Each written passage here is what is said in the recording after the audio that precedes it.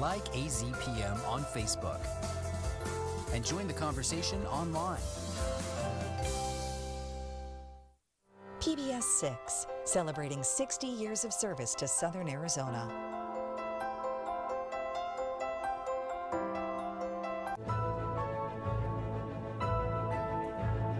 I'm in love with you. Snap out of it!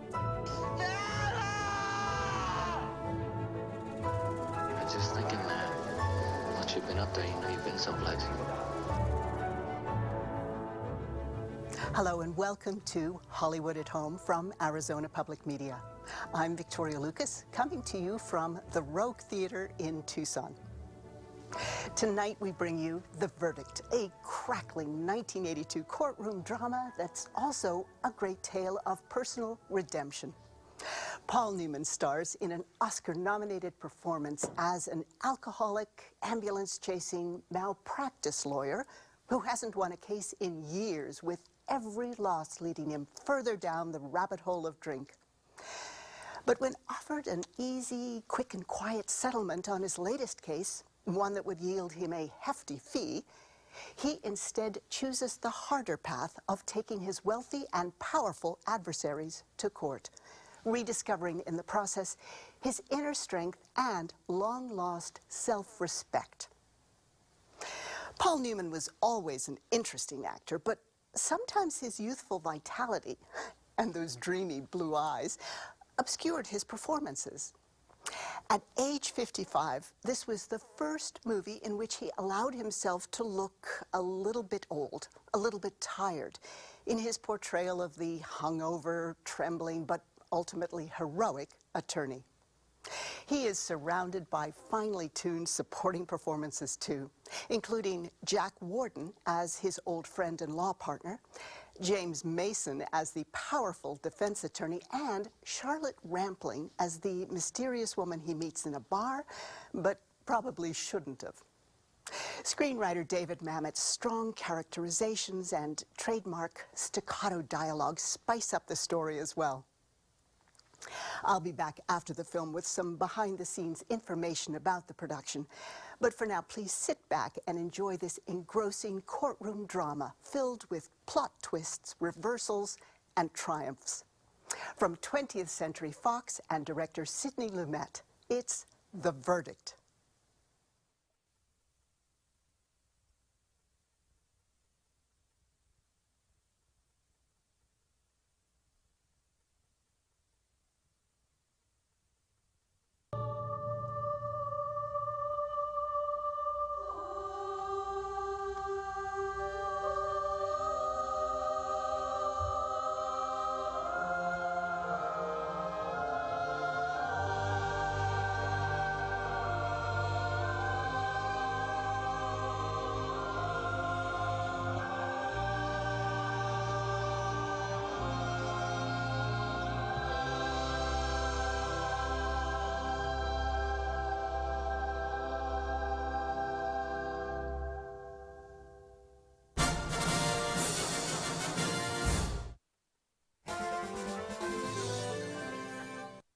In 1981, The Verdict was a very hot property in Hollywood.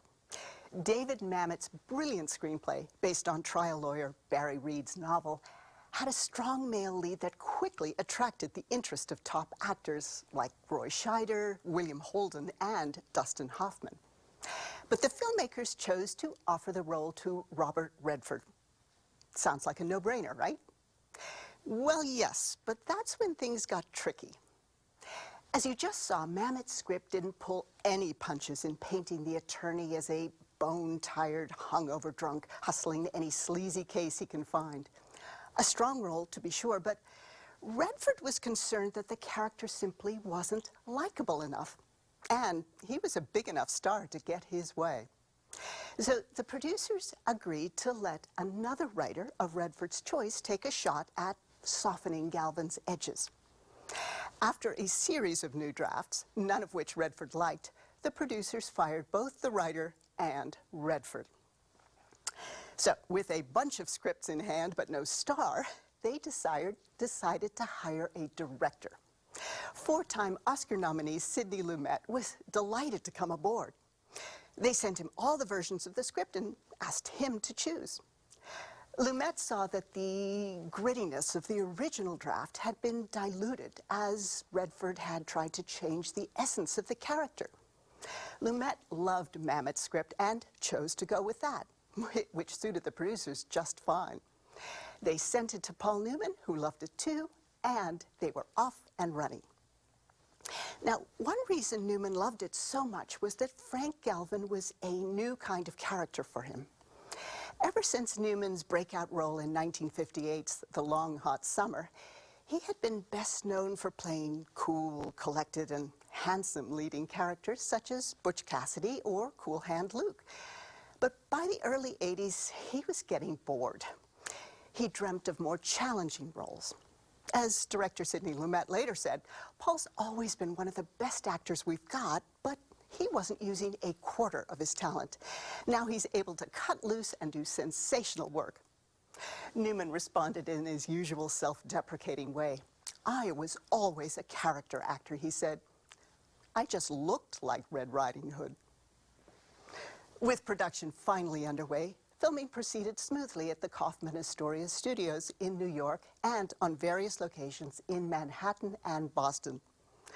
The cast enjoyed working with director Lumet because, as Jack Warden said, he started off as an actor and he understands what we do.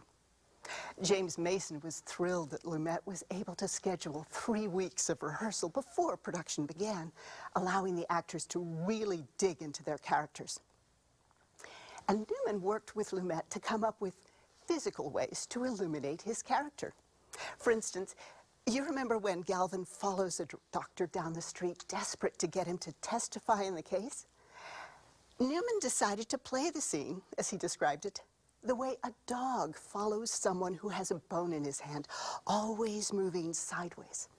Now, it's a small detail, but it helps us to understand Galvin's desperation. As for Charlotte Rampling, she remembers being called for the role out of the blue. When asked why they chose her, she shrugged. Well, Sidney wanted a sort of ambiguous, mysterious creature, and I guess I have some of those qualities. The verdict was a critical and box office success, nominated for 5 Academy Awards, including Best Picture, Best Director, Best Screenplay, and Best Supporting Actor for James Mason. Paul Newman received his 7th nomination, with everyone in Hollywood assuming he was a shoo-in. But the Oscar that year went to newcomer Ben Kingsley in Gandhi. I hope you enjoyed tonight's film and that you'll join us next time for another edition of Arizona Public Media's Hollywood at Home. From the Rogue Theater in Tucson, I'm Victoria Lucas. Court is adjourned. London has been plagued by flooding for centuries. London is particularly under threat through climate change. They built the Thames Barrier and believed flooding was a thing of the past. Now a city that thought it was safe is facing a new reality. Sea levels are going up. 1,000 properties got flooded. We need clever architects that can build cities that can cope with sea levels and make that part of the future design of the city. Sunday at 1 on PBS 6. Miami is considered the most at-risk city worldwide due to rising sea level and storm-related flooding. We're going to get 2 feet of sea level rise by 2060. By 2100, we might get 6 feet of water. The water is coming. Already see 20 days a year, the water is higher than the land. Water is coming from the side, from below, from above. Miami, they've got to decide, how do we solve the issues of sea level rise? Sunday at 2 on PBS 6. On Reconstruction, the mantra was to be of service to the race. A people push forward. In education, employment. They turned inward and created a black world within a white world. But the future. They used propaganda, mob terror. Looked a lot like the past. The goal was to make sure that this remains a white man's country. Reconstruction, America after the Civil War.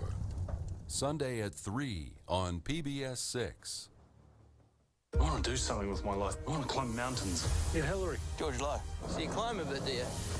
Hello, Louise. You played beautifully this evening. Thank you.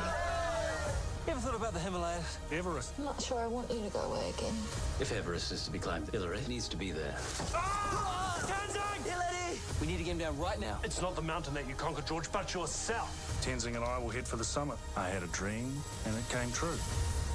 Sunday at 7 on PBS 6. Here's a preview of some of the programs coming up on PBS 6. Sunday, The Wait is Over. Join us for a new adaptation of Victor Hugo's classic novel, Les Miserables, that faithfully brings to life the engaging characters, the spectacular imagery, and above all, the incredible yet accessible story that was Hugo's life work. On Les Miserables on Masterpiece. Monday, a decorated Marine veteran fights to reunite her family after her undocumented husband is deported. On Frontline, Marcos doesn't live here anymore.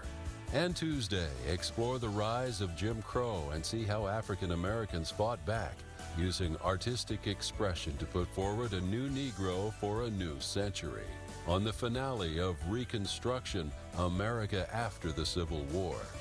That's this week on PBS 6. For complete program schedules, go to tv.azpm.org. This station's public inspection file may be viewed during regular business hours at 1423 East University Boulevard in Tucson. We are go at this time. 5, 4, 3, 2, 1. We have liftoff. It's one small step for man, one giant leap for mankind. This July on PBS 6.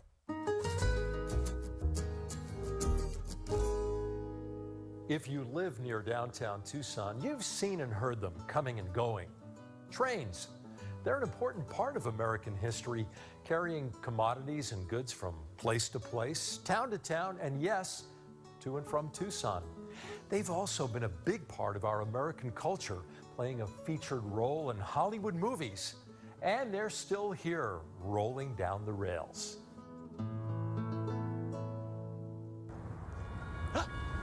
Okay, what do we do now?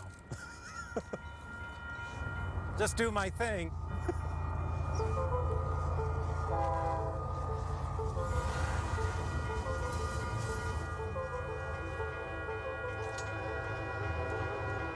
There is no avoiding the train if you live in downtown Tucson.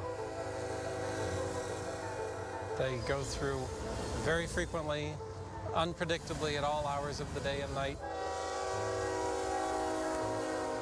I love it. It's reassuring to know that things are happening outside of Tucson and stuff is going to and fro. Okay, my name is Dirk Arnold. I'm a local artist. I do a thing I call endangered architecture, which is miniature building facades of historic Tucson structures. And I am the designer of the Gateway Saguaro, the 30-foot-high neon saguaro at the foot of the Miracle Mile. I do my work right across the street in the Citizens Warehouse up on the second floor, right near the railroad tracks. I think I tend to always pay attention to the trains.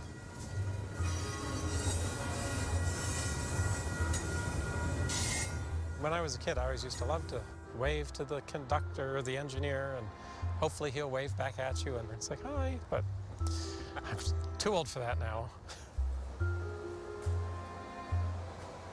When I'm working in my studio, once in a while you hear a horn that just doesn't sound quite like the usual horn, and that one will usually get me to go look and see what's coming down the road. It's always kind of interesting to just sort of imagine what's going by as it cruises along. It's part of the Old West, and what little bit of the Old West we sort of still cling to here, that's part of it. The train came through Tucson, I believe, in 1880, and it certainly made its mark on the architecture of this part of Tucson. Because it cuts diagonally right through downtown, there's been really no good way to avoid it. For a lot of people, it's in their way as they're trying to get down the road, and they're going to be held up for a minute and a half while this train goes by, and it's a menace. I enjoy the train crossing, and so I usually whip out my phone and take a couple of pictures, and then I have an album on what's that thing? Facebook, called Railroad Crossings, and I just take a couple of pictures and post them pretty much every time I encounter a train. It's an opportunity to see something go by that you haven't seen. No two trains are alike. The colors, I like the colors. The graffiti on them, I'm not a huge graffiti person, but every once in a while a train will go by and you're like, wow, that's some pretty cool graffiti on that train. The only ones you really know about are the ones that have the big Tropicana thing on the side. You say, oh, that's tanks full of orange juice, but otherwise there's no telling what's in there. It's the mystery of what's coming down the tracks. As long as the trains are running, I will keep looking.